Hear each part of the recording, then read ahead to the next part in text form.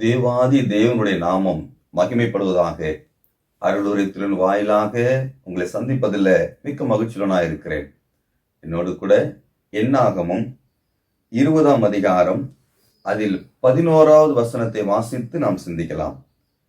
தன் கையை ஓங்கி கண்மலையை தன் கோலினால் 2 தரம் அடித்தான். உடனே தண்ணீர் ஏராளமாய் புறப்பட்டது. சபையார் குடித்தார்கள், அவர்கள் மிருகங்களும் குடித்தது. வாசித்த இந்த பகுதியுடைய பின்னணியை நாம் அறிந்திருக்கிறோம். மோசே கண்மலையிடத்திலே சென்று தன் ஜனங்களுக்கு தண்ணீர் வரும்படியாக 2 தரம் அடித்ததை நாம் பார்க்கிறோம். ஆனால் தேவன் என்ன சொன்னார் என்று சொல்லி பார்க்கும் பொழுது, இதற்கு முன்னுள்ள வசனங்கள் 7லிருந்து நீங்கள் வாசித்து பார்க்கும் பொழுது என்ன சொன்னார்? கர்த்தர், நீ கண்மலையிடத்திலே சென்று அந்த கண்மலையை பார்த்து பேசு என்று சொன்னார். கர்த்தருடைய சமூகத்திலிருந்து அந்த கோலை கொண்டு சென்று நீ கண்மலை இடத்தில் நின்று பேச வேண்டும், அப்பொழுது தண்ணீர் வரும், உடனடியாக ஜனங்கள் அதை பருகுவார்கள் என்று சொல்லி ஆண்டவர் சொல்லி அனுப்பினார். ஆனால் அங்கே சூழ்நிலை என்ன, மோசேயுடைய மனநிலை என்ன என்று சொல்லி பார்க்கும் பொழுது ஜனங்கள் முறுமுறுத்து கொண்டே இருந்தார்கள்.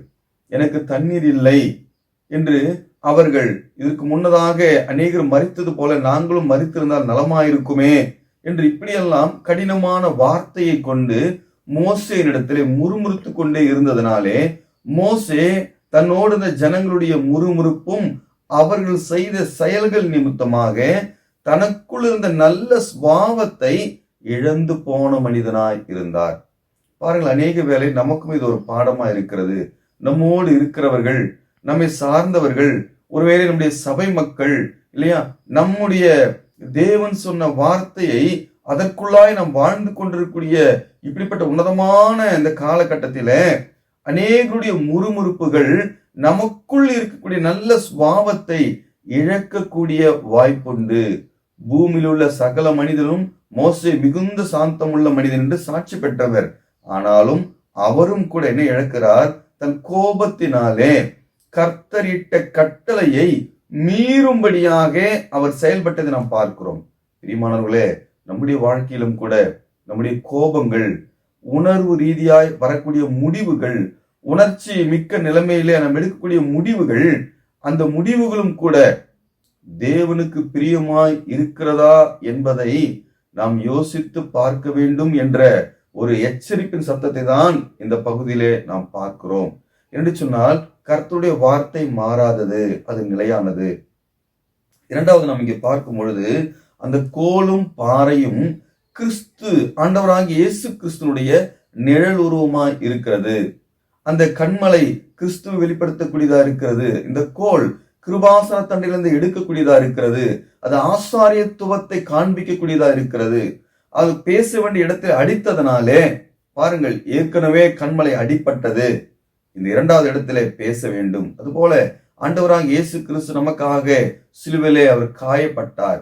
அதன் பிறகு நாம் மீட்கப்பட்டிருக்கிறோம். மீட்கப்பட்ட நாம் நம்முடைய பாவ செயலினாலே மீண்டுமாய் அவரை காயப்படுத்தக்கூடிய செயல், அவருடைய ஆசாரியத்துவத்தை அசட்டைப்படுத்தக்கூடிய செயல் இருக்கும் என்று சொன்னால் நிச்சயமாய் நமக்கும் சிக்ஷைகள் உண்டு என்பதை இதன் வாயிலாக நாம் கற்றுக்கொள்கிறோம்.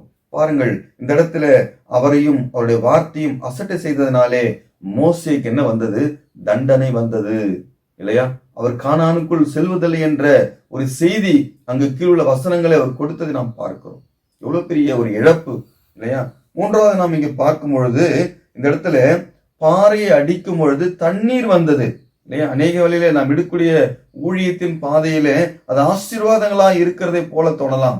ஆனால் அது கர்த்தருக்கு உட்பட்டுதான் இருக்கிறதா என்பதை நாம் சிந்தித்து பார்க்க வேண்டும். பாருங்கள், 2 தீமோத்தேயு 2ஆம் அதிகாரம் 5வது வசனத்திலே பார்க்கிறோம். மேலும் ஒருவன் மல்யுத்தம் பண்ணினால் எப்படி செய்ய வேண்டும்? சட்டத்தின்படி பண்ணவிட்டால் முடிசூட்ட மாட்டான். மேலும் மல்யுத்தம் எப்படி இருக்க வேண்டும்? சட்டத்தின்படி இருக்க வேண்டும், அப்போது முடிசூட்டப்படும்.